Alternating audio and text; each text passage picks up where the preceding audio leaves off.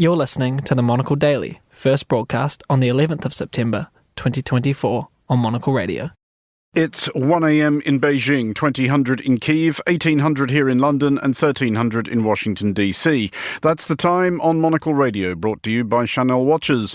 Exciting times for anyone who had cat-eating Haitians on their presidential debate bingo card. The US and the UK's senior-most diplomats take the train to Kyiv, and the weird world of the libertarian for-profit city. I'm Andrew Muller. The Monocle Daily starts now.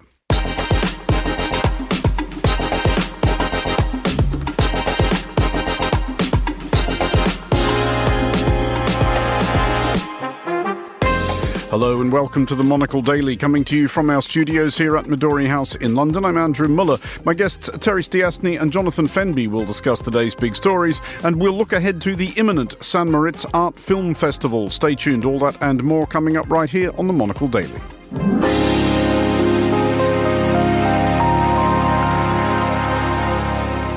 This is the Monocle Daily. I'm Andrew Muller, and I am joined today by Terry Stiastny, the political journalist and author, and by Jonathan Fenby, former editor of the South China Morning Post and a writer of many books on France, China, Europe and matters arising. Hello to you both. Hello.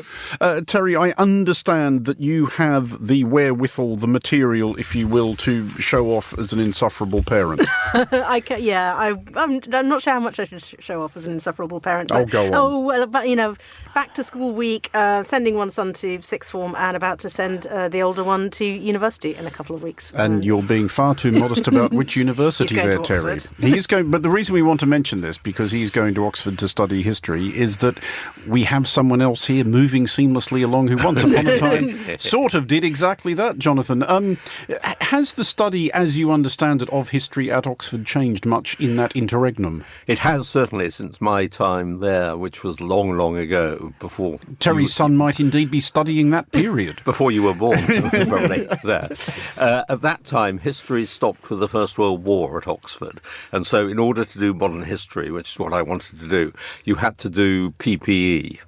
Philosophy, politics and economics, because modern history was regarded as politics. And I was very happy doing that and concentrated on that, and that was my university career. Can you, for example, Jonathan, happen to name a couple of titles of books that you did go on to publish based on your education at Oxford? Well, there's a history of modern France, a biography of General de Gaulle, both of which I covered in my time at Oxford. But then I've written 8 books on China, including History of Modern China, which I must admit I didn't study at all at Oxford. China was not on the syllabus then. Well, just as long as our listeners have made a note of that, it is only 3.5 months until Christmas. We will be starting in the United States and with politics, because last night the US treated us all to the second candidates debate of the current presidential campaign. It clarified that Americans face a stark choice in November between one candidate who simply clearly could not care less about immigrants eating domestic pets, and one who is extremely concerned about this urgent and deeply imaginary issue. In Springfield, they're eating the dogs, the people that came in. They're eating the cats. They're eating the pets of the people that live there. And this is what's happening in our country, and it's a shame. Fact check, it is not, according to local authorities, what is happening in their country. Jonathan, was really, though... I mean, the thing is, if somebody had said to you 24 hours ago, Donald Trump will tee off about Haitians eating pet cats, you probably would have thought, sure, why not? Indeed. I mean, it's par for the course with him there. I must say this, I speak as somebody who did once eat dog. Was it somebody's pet dog? No, not that I know of, but it was in Vietnam when I was a correspondent there during the war, and we were invited to a rather smart lunch party, and the hostess said, "How do you find the meat?" And I said, being very frank, I said, "Rather chewy." And she said, "Oh, I had the dog specially raised."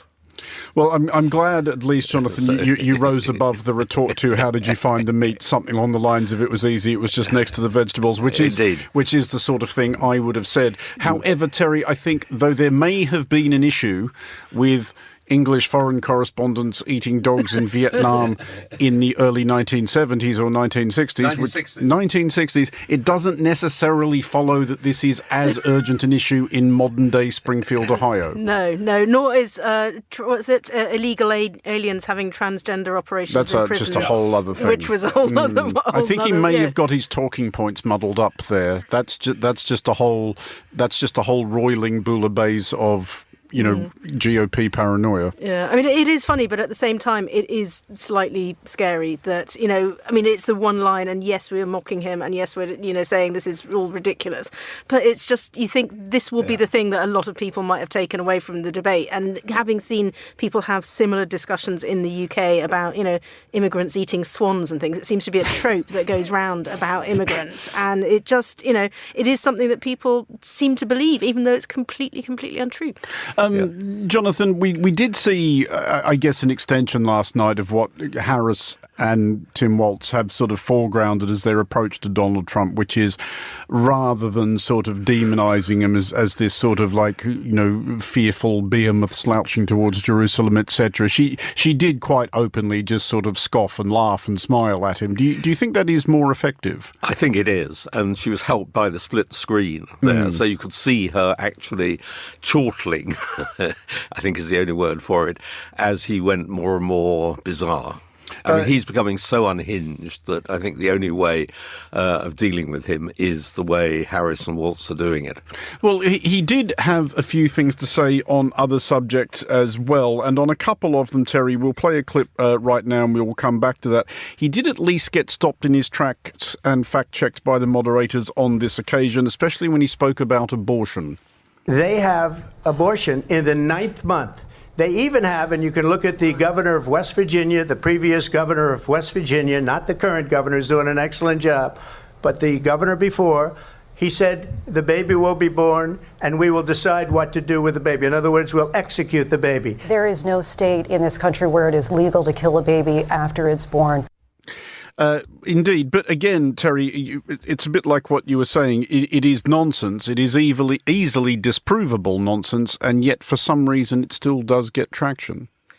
It does, because I think there are some people who want to believe that. But actually, I think that was one of the issues where Kamala Harris was strongest, because she was speaking with genuine conviction and genuinely worried about what was happening to women who were having miscarriages, what was happening to young girls. And, in that case, she was able to put her case really well and, put it coherently and talk about something that she obviously cared about and obviously understood. So I think in that way, she was able to counter that pretty well in a way that, it was a bit difficult to actually say anything really strong about policy when the rest of it was quite random. Jonathan, is she on to something here? Because it has been made clear that Donald Trump's campaign is having, I think, a certain amount of difficulty addressing female voters. He has recruited as his running mate this extremely strange man, Senator Vance, who has gone out of his way to be horrible about unmarried women who don't have children, of which there are a great many in the United States who will be voting.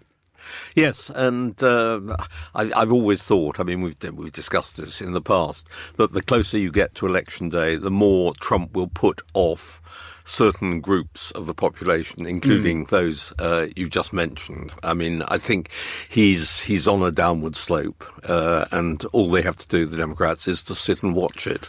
Well, that's what we thought in 2016, of course. I'll be proved wrong again. But Terry, on that subject, and it is an open question, the degree to which celebrity endorsements or disendorsements make any difference to anything, but barely had the debate finished that in what you have to suspect was a somewhat choreographed manoeuvre, we did get the endorsement of Kamala Harris from Taylor Swift, who signed herself rather pointedly as a childless cat lady. Yeah, I'm sure that must have been choreographed, because there have been talk that she would endorse Kamala Harris earlier on at the convention, and you imagine they would have said, that's great, thank you, but can you do this a bit later on into the campaign? And if it doesn't change people's views, because the people who don't like Taylor Swift and are voting for Trump are not suddenly going to change their mind and think, oh, these are all great. But one of the things that she said in her message is register to vote, get out and vote. This is important, this matters. And for that demographic, the demographic of not only young women, but I think probably even their parents as well, who were filling stadiums on her tour, that might make a difference, and it might make a difference in key places. Jonathan, there was one more clip we wanted to play, and I wanted to play it to you in particular, and just see if it evoked anything from your many years as a newspaper editor, awaiting copy from errant hacks. Did you ever once or twice hear something akin to this? If we can come up with a plan that's going to cost our people, our population, less money and be better health care than Obamacare, then I would absolutely do it. But until then, I'd run it as good as it can be run. So just a yes or no, you still do not have a plan? I have concepts of a plan. We've all been there. Just wait a bit. I have a concept of this story. I more or less understand how this story should be told, but actually I can't write it for the moment. But again, Jonathan, it is just that thing where you do sort of despair about whether this is going to change anybody's mind. Donald Trump has been running for president for 9 years. For at least 8 of those, people have been beating up on him for not having anything resembling a coherent healthcare plan. He hasn't even taken the 15 minutes it would take to learn something that he could bang out by way of placeholder pablum. And yet, on the worst imaginable day he can have in November, 60 million Americans are going to vote for 4 more years. And that is the extraordinary thing, you know, who actually is going to vote for him in the end. It's the diminishing core of hardline Trump supporters, I suppose. But as I just said a few moments ago, I think he's going to lose the people who would vote anti-Democrat, but will think twice about Trump. Well, we will doubtless, I know we do, we've got 55 more days of this nonsense, so we will have plenty more time to discuss the US presidential campaign, but we will now look at Ukraine, as indeed are US Secretary of State Anthony Blinken and UK Foreign Secretary David Lammy, and they're looking at it up close. They are in Kyiv meeting President Volodymyr Zelensky. While the solidarity demonstrated by their presence is not nothing, it was probably not necessary for them to go all that way to hear what President Zelensky has to say, as he has been saying much the same thing for some time, i.e. that he finds it perplexing that the US and UK have supplied Ukraine with long-range missiles, but have also imposed strictures upon Ukraine using them at long range, specifically against targets inside Russia. Terry, we have been hearing while we've been on air, Anthony Blinken speaking in Kyiv. He hasn't really said anything new about this specific issue, but Zelensky will be meeting Biden at the UN in a couple of days. Do we suspect that they may be, if you'll forgive the cricketing metaphor, rolling the pitch for this announcement to be made? It certainly sounds like it from the briefings that have been coming, partly when Anthony Blinken was in London en route to Kyiv, and he said, well, he's going to listen, he's going to look at this. He seems to be under pressure from Britain and France both to say, look, we really think you should go ahead and allow them to use these missiles. So, yes, while he's not yet announced anything, and this may, take a while to get it signed off further up the chain, it sounds like it. I don't think they would sort of keep encouraging this kind of conversation and this kind of discussion if they were absolutely going to turn around and say, no way are you using these to launch missiles at targets in Moscow. And certainly Biden yesterday was reported as, to use your metaphor, rolling the pitch a bit more, ready to deliver the bouncer. But Jonathan, I turn and thank you for extending the metaphor there. And let's well, I think Biden and bouncers, I'm not sure they fit together. Yeah, I think from here on, let's dispense with the cricketing metaphor. We are a global radio station, and we are already bewildering probably about 3/4 of our listeners. Yes. But not as an entirely rhetorical question, the restriction as it has existed, i.e. this one where Ukraine have been given things like ATACMS, Storm Shadow missiles, which can hit targets deep inside Russia, and then being told you can't do it. Does that actually make any sense that you can see? It doesn't make sense from the Ukrainian point of view. Well, obviously not. It makes sense from the NATO-US position that they want to tiptoe forward, save Ukraine, but without giving Putin reason to launch an even bigger war. But Terry, is it a bit weird that this might be seen as a potential red line in that respect, whereby, and we've had now more than a month of this, Ukraine invading Russia and occupying a chunk of its territory, albeit a smallish chunk in Kursk Oblast, is apparently not a red line, and actually, weirdly, even the Russians seem relatively unbothered by that. Yes, I think, NATO's red lines keep shifting slightly. It's like, okay, well, you can do this now, you can do this, we'll move step by step a bit further. But I think they can get away with allowing the Ukrainians to march into Russia because it's not NATO doing it. I mean, I think, the thing where they probably would ultimately stop is saying, we're not actually going to send any of our own people or our own missiles. We might consider shooting down some drones if they start coming over Poland, possibly. We haven't quite got to that yet. But I think, they can sort of slightly distance themselves if they say Ukraine is doing this, but we're not telling them to. But Ukraine, Jonathan, does have other means of attacking Russia, as they demonstrated yesterday in quite deep inside Russia. They launched 144 drones, some of which did reach targets, certainly on the outskirts of Moscow. Some civilian homes were destroyed, and it's a not unimpressive technical feat, obviously, but does Ukraine need to be significantly more careful than Russia about what their projectiles hit? Well, I think Ukraine needs, above all, to be winning on the ground with the incursion into Kursk and so on, and to resist the movement in the east by the Russians and so on, at which point the trouble is if either of those go wrong, really, for Ukraine, they are very exposed. Terry, there's also the thought, I guess, that this is the Ukrainians being hopeful about this, that if it's made so obvious that not even Moscow is safe, that starts to perhaps undermine public support for Putin. But the thing is that decades of human experience suggest that bombing people doesn't necessarily work like that. They tend to rally round the flag and the leader. No, it doesn't. And, I think although they are saying that if we're allowed to use these missiles, we would aim them at, military targets, the kinds of places where they're launching glide bombs and things like that, it's inevitable that there are going to be, something hit that shouldn't be hit. And I think, it's difficult to know how much Russians being upset by this war is going to have any effect on Putin, because there's doubtless countless people who've lost, soldier families, children, been really badly affected by this, but they're not allowed to demonstrate that, and they're not allowed to express that in any way. Just finally on this one, Jonathan, are we still stuck in that position, which Ukrainians certainly have been saying, well, to us and to everybody else who will listen, have been stuck for some time, in that their allies need to decide whether or not they actually want Ukraine to win this war and be prepared to cope with the consequences of that? Yes, I mean, their problem, the Ukrainians, is that maybe their allies simply don't want Ukraine to lose the war.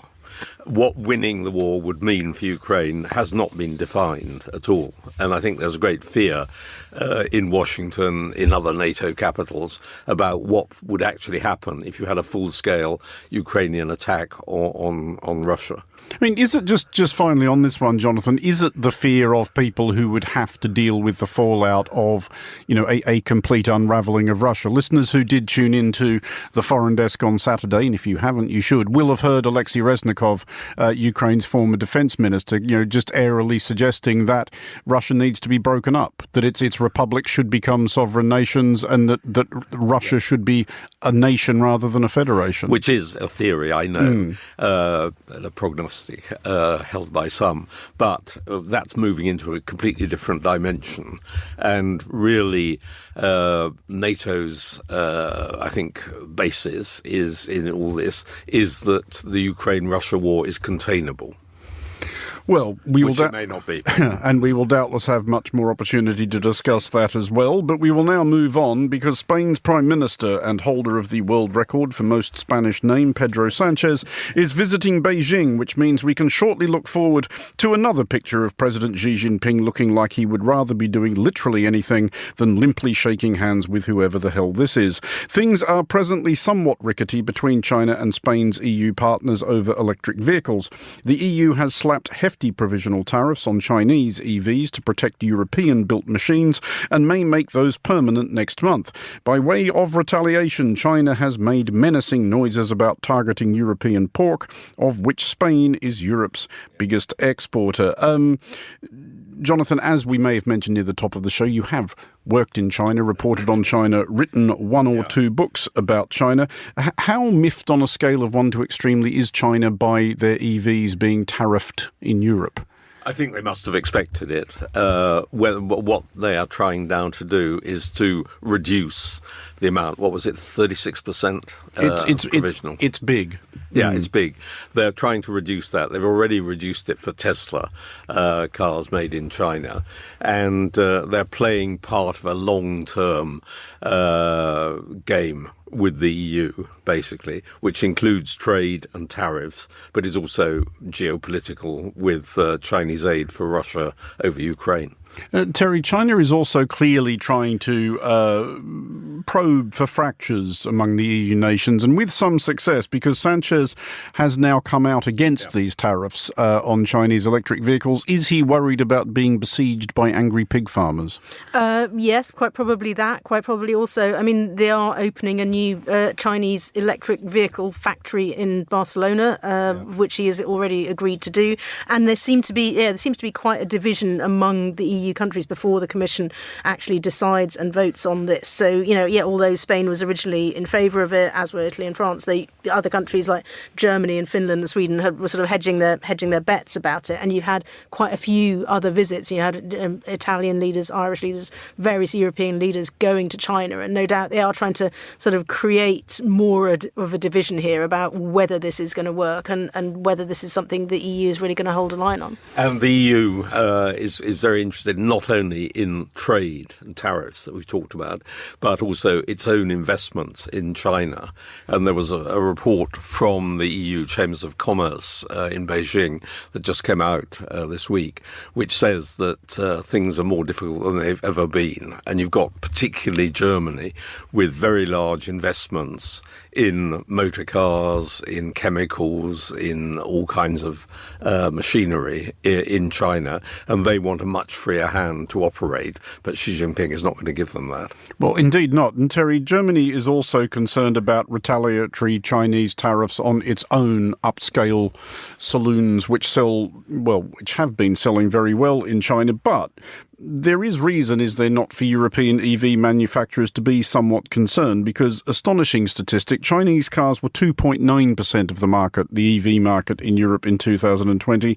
In 2023, it was 21.7%. I mean, that's not growth that Europeans are going to be able to compete against. No, and there's a bit of a paradox here for Europe, because if you want to encourage people to drive electric cars, to try and make that transition and buy EVs that have got longer ranges because you want to reduce your carbon emissions, people are going to want to buy ones that are cheaper and more easily available. So if you try to then raise tariffs on them and make the price higher, you're not going to achieve those targets that you want to do for different reasons. But can Europeans actually compete with this, Jonathan? Because which is the point of those who favour the tariffs. They suggest that China is massively subsidising its EVs, which is doubtless the case, and is effectively dumping them on Europe. Yes, I mean, that is undoubtedly the case, because China decided, I can't remember when I first wrote about this, about 10 years ago or so, to put a lot of state subsidies behind the big EV producers.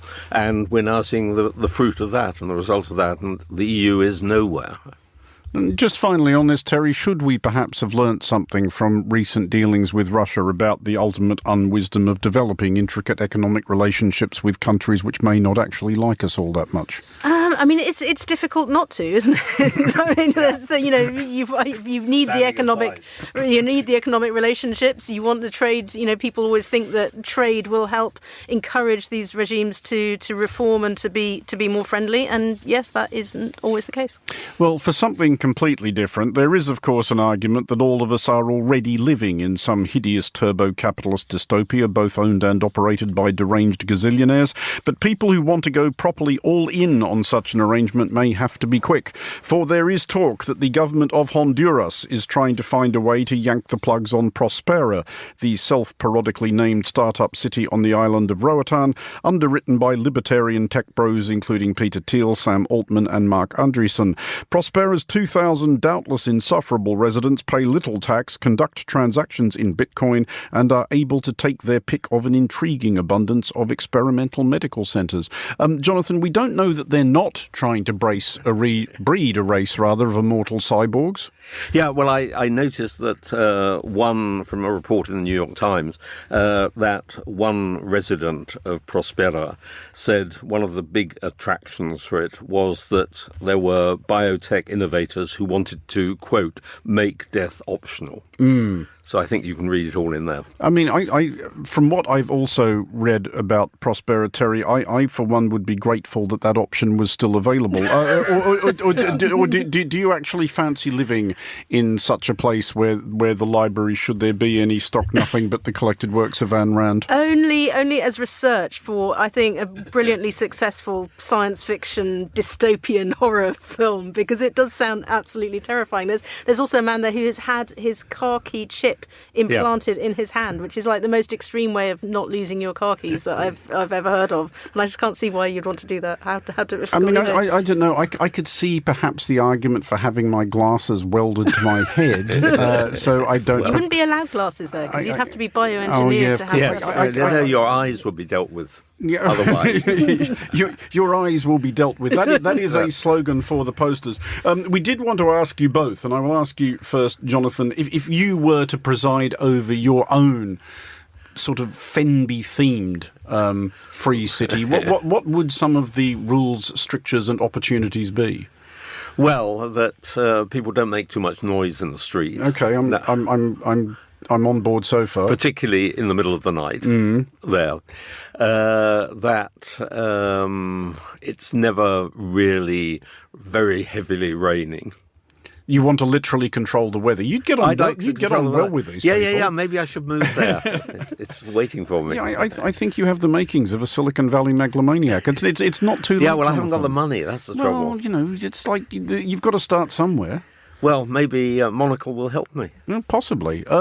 Terry, what would Stiassny Island be like? Stiassny Island. I think what I'd like to do... Stiassnyville. I've been working on this one. I think, those villages in Italy that they're always saying, we advertise and you can come and buy all the houses for it. I'd just like have one of those, sort of semi-abandoned Italian village. And it would basically be some sort of, like a Cinema Paradiso type theme park with like really perfect cafes and, it would look like a set of a Netflix thing. It'd be really kitschy, probably. But it would have a really nice cinema in it. And yeah, I think good food, good wine. I think the danger though, you have to get out of there because you'd end up in one small community that's run according to your own rules. The risk is everyone would go mad. But I would ban umbrellas, so it'd be nice. The trouble would be the other people. Yeah, the trouble would be banning umbrellas though. That would be and compulsory cinema must stay open. Between your two key planks of Jonathan, broadly quiet streets, and Terry, the abolition of umbrellas. I mean, if you worked on something together, we could Stiassny Fenbyville. We can sell this to the world. We'd probably get a war with each other. I for one would be a happy citizen. Well, billionaires line up. Indeed so. You know where to find us. Terry Stiassny and Jonathan Fenby, thank you both for joining us. Finally, on today's show, we are heading to the Swiss Engadine, where the third edition of the St. Moritz Art Film Festival is rolling out the red carpet ahead of its start tomorrow. The event, which takes place at the Alpine Resort's beloved Kino Scala, will showcase 40 screenings across 4 days to celebrate the importance of experimental filmmaking while honouring the town's cinematic history. Ahead of the festival, Monocle's Monica Lillis spoke to the artistic director Stefano Riboli-Pansera and started by asking him why St. Moritz is concentrating so hard on experimental film. The focus is not just on film, but on culture in general. And I'm always fascinated by the setting of the Magic Mountain by Thomas Mann, where really Davos, in that case, was really the hinge between the north and the south of Europe. St. Moritz has the same quality because it is like an oasis in the heart of Europe where you feel that you are detached from the rest of the continent. And it provides like not only a physical, but even a critical distance to understand what is going on a contemporary level. And this actually is something that I find inspiring because culturally you provide, St. Moritz provides the ideal conditions to think and to reflect about the very timely issues. St. Moritz has an extraordinary history of filmmakers spending time there. From Hitchcock, used to be resident and a guest in Badrut Palace Hotel, to Julian Schnabel, whom we had the privilege to invite in the first edition of the film festival. When these filmmakers and artists spend time in the Engadin, they really have the right state of mind to be able to develop new ideas or to have the peace of mind to edit their films properly. And this is actually why Julian Schnabel edits most of his films in the Engadin, because he has the peace of mind to focus on every scene and every shot. Yeah, absolutely. And more broadly, I wanted to talk about the importance of small film festivals themselves. Of course, we know all about the big European hitters like, Venice, Cannes. But what do art film festivals bring to a community? Yeah, this is a platform that provides filmmakers and artists the chance to screen and to talk about experimental films and unique production that very often are neglected by the larger film festival and the mainstream cinemas. And I think that this is really the value of marginality in general. Probably one of the byproducts of globalization is that we end up in a world where there is a situation of more of the same.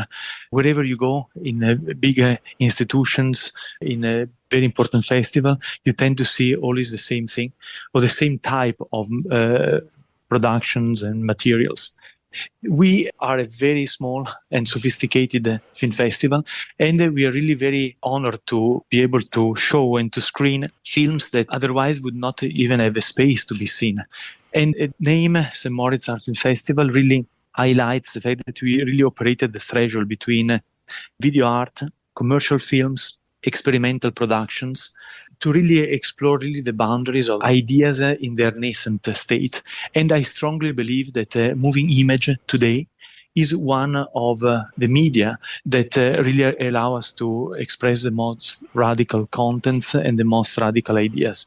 The fact that we have a beautiful cinema, which again is a boutique film cinema screening, because we can just accommodate 108 seats, allow us to really have an intimate relationship with the film.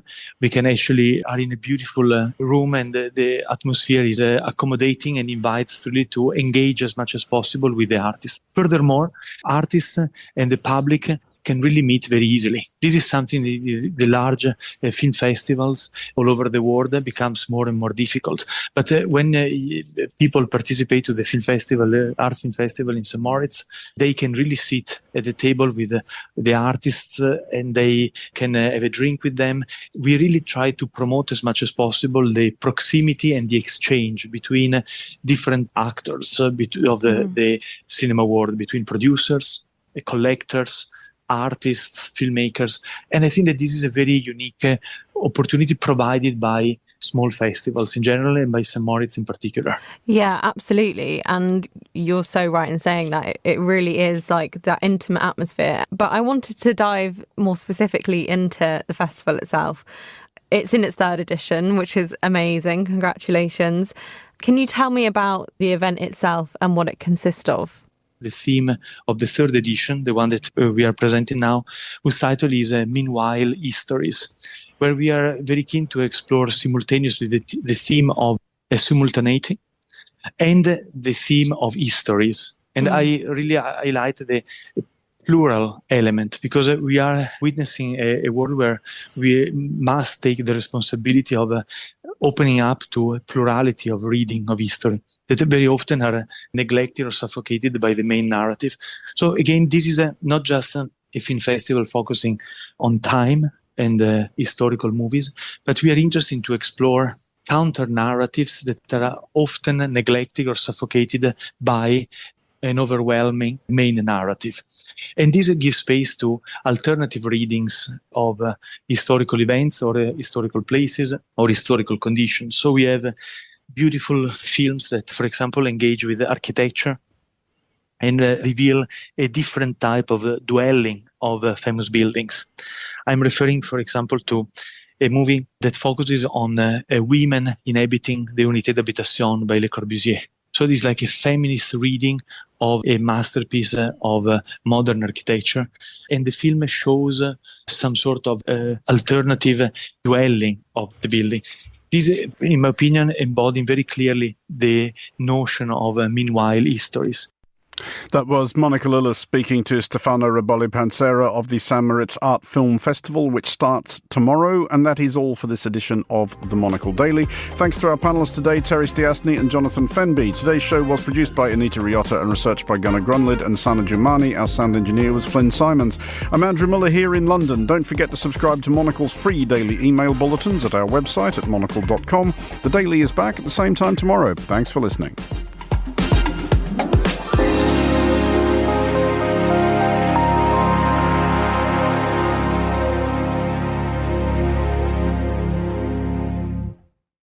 "2024 is a pivotal year for global politics. Meanwhile, conflict, climate change, and AI dominate the headlines. What do these global stories mean for you? The Financial Times offers fearless thinking in defining moments. Its trusted journalists deliver impartial analysis on the world's biggest news events, helping you to form your own bold opinions. Start reading the Financial Times at ft.com.